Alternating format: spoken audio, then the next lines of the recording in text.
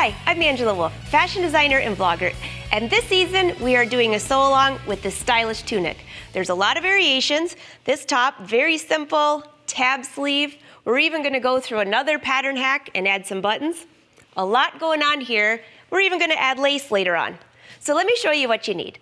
First of all, pick out a nice tunic pattern. I'm using a pattern, this is called the Linda. It has a front piece, a back piece, a yoke.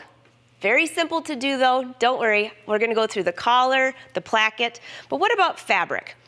I used a rayon challis for a lot of this. It feels almost like silk. It has a very light hand.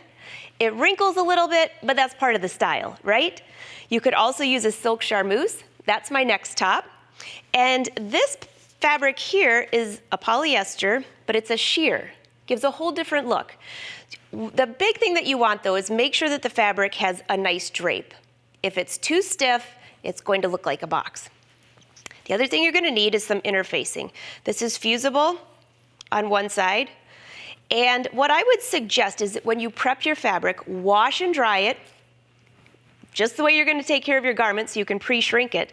But the other thing is there's a lot of little pattern pieces. Let me just show you real quick. There's a collar that you're going to need to interface 2 pieces. The front placket is going to need 2 pieces, and this area here is all with interfacing. But when you try cutting out those itty-bitty pieces with interfacing, it can get a little sloppy. So I would suggest cutting a larger piece of fabric, interface this entire area, and then cut those smaller pieces. There are some other sewing supplies you're going to need. You'll catch on as we go. But one more thing, make sure you mark the back of your fabric. Much of this fabric looks exactly the same on both sides. So either grab stickers, or sometimes I use tailor's chalk, make myself a little X. I'll know it's the wrong side.